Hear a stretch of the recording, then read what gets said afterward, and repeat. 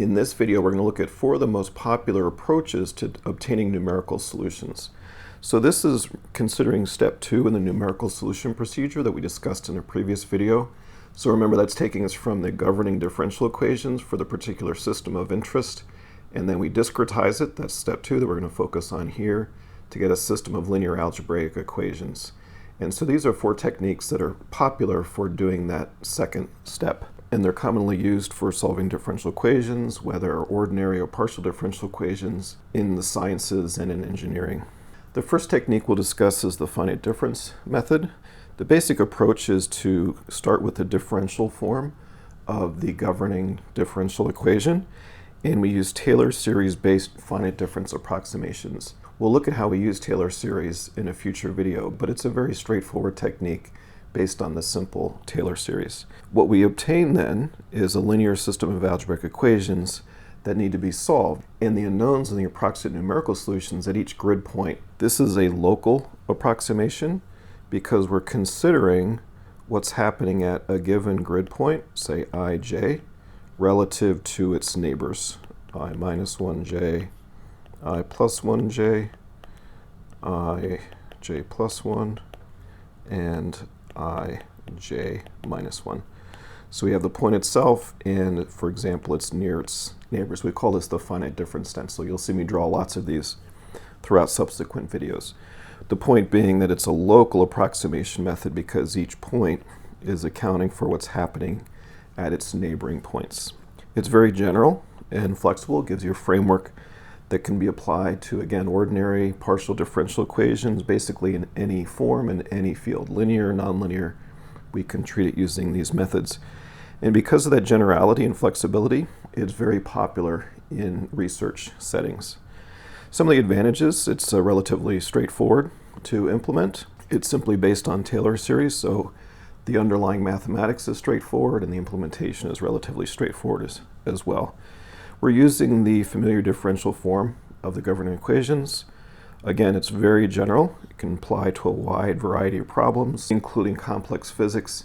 So in my area of fluid mechanics, I can combine the fluid mechanics with heat transfer and combustion and chemistry. So multi-physics problems we can treat relatively straightforwardly using the finite difference method, again, because it's so flexible.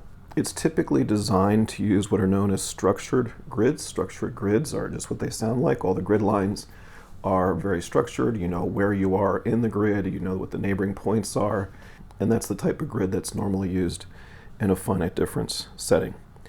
That's good because the accounting is relatively straightforward, but it has a negative side, which we'll discuss in a moment.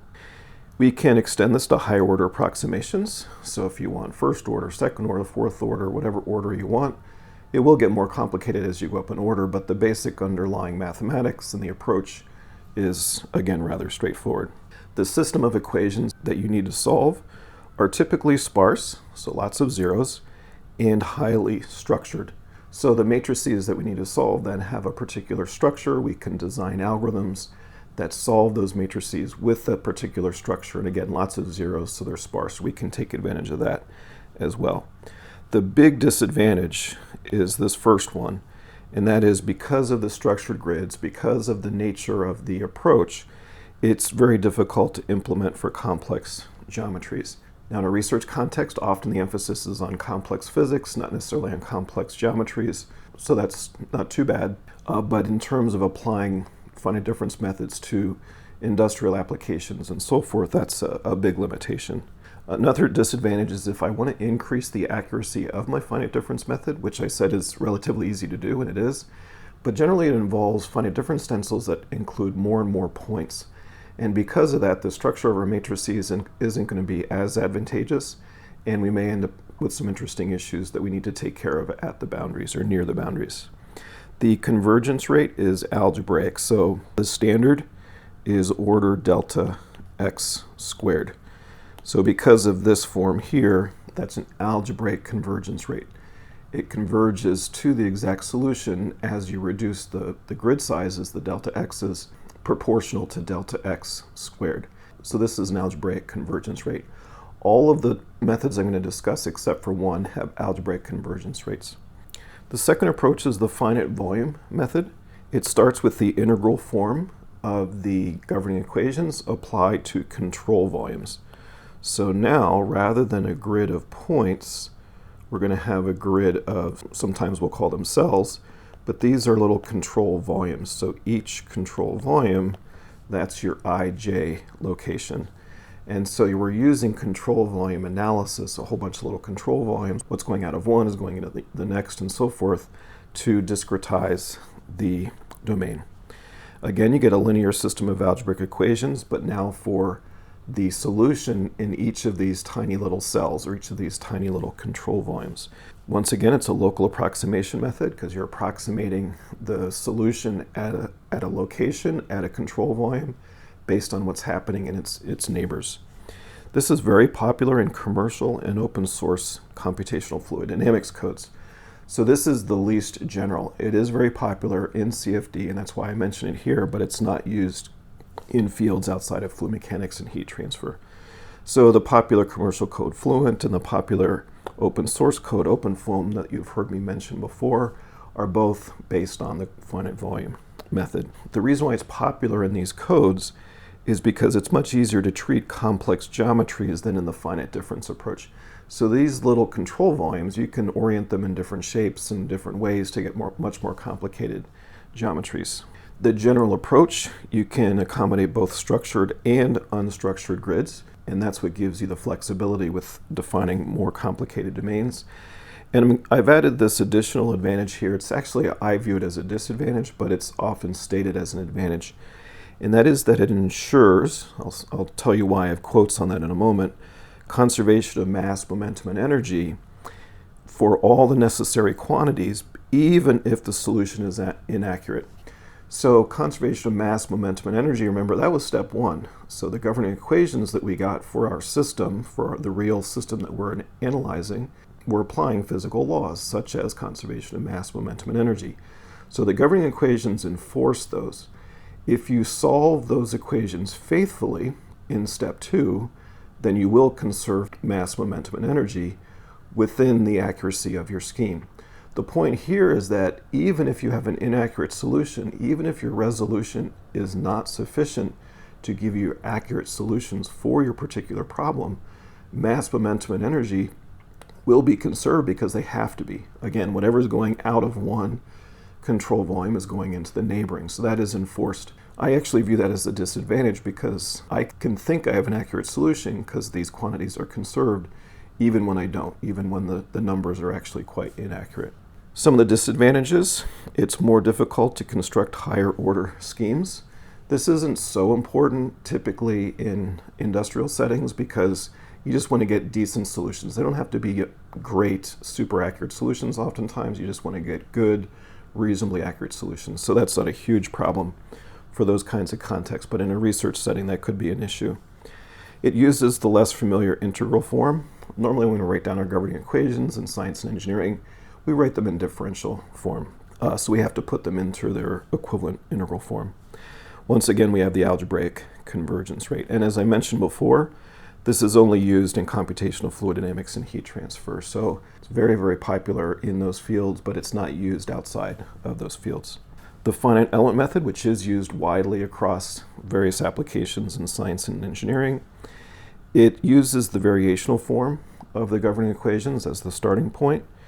The system of equations you get could be linear or actually nonlinear, which creates an additional complication in order to solve those. It's still a local approximation method because you're looking at each little finite, each little small element, and what's happening at its neighbors in order to determine what's the solution at a given location.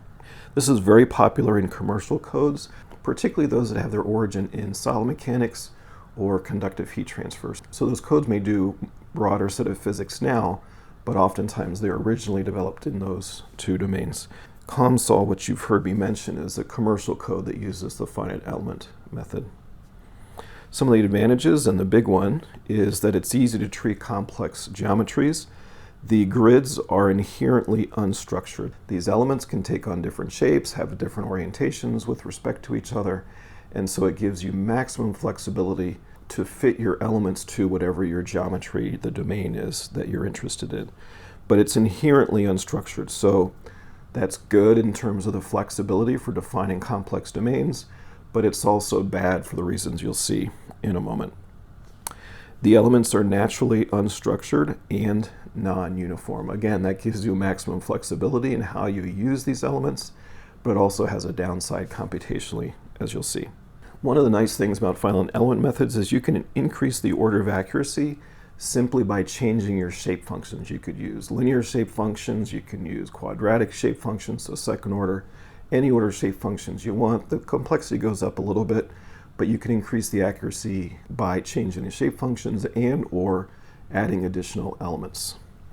Disadvantage, because the grids are inherently unstructured, there's additional computational overhead that's associated with that, both in terms of the programming, so the complexity of the program, accounting for these elements and their locations and the relative orientations with respect to each other. That all needs to be accounted for in the code. So both in terms of the coding itself and in terms of the solution, because of this unstructured nature. And following from that, the solution methods are comparably inefficient for the typically dense and unstructured matrices that you obtain using finite element methods. So what that means is, if you compare, for example, finite difference and finite element methods, the additional complexity of finite element methods in terms of the coding and in terms of the solution that you need to obtain means that whereas in a finite difference context on a particular computer, it's not unheard of to have millions or even tens of millions of unknowns. So that's the size of the matrix problem you need to solve. Whereas on the same computer, if you're using finite elements, more typically you're talking about hundreds of thousands of elements. Still, we're stuck with algebraic convergence rate.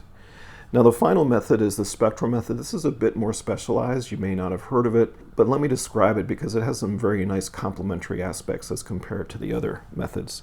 So we're back to using the differential form of the governing equations, and we're using an eigenfunction expansion approach. So this is very different. In fact, there's no grid, there's no mesh, there's no elements anymore. So we're using eigenfunction expansions, which is something we've discussed in earlier videos.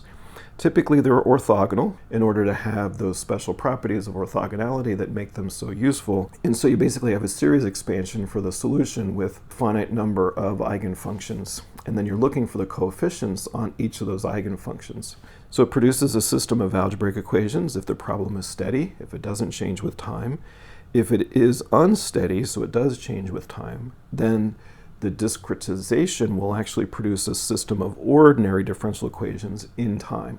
So the coefficients on each eigenfunction then change with time, and you'd be solving for all of those time-dependent coefficients using this system of ODEs. This is now a global approximation method. You're solving for the solution across the entire domain simultaneously rather than point by point. So it's the only one of these four that's a global technique. So the spectral method is somewhat popular in situations where you need highly accurate solutions. So in fluid mechanics, for example, we have what's called turbulence, just what it sounds like, very messy flow. So lots of small features that change very rapidly with time.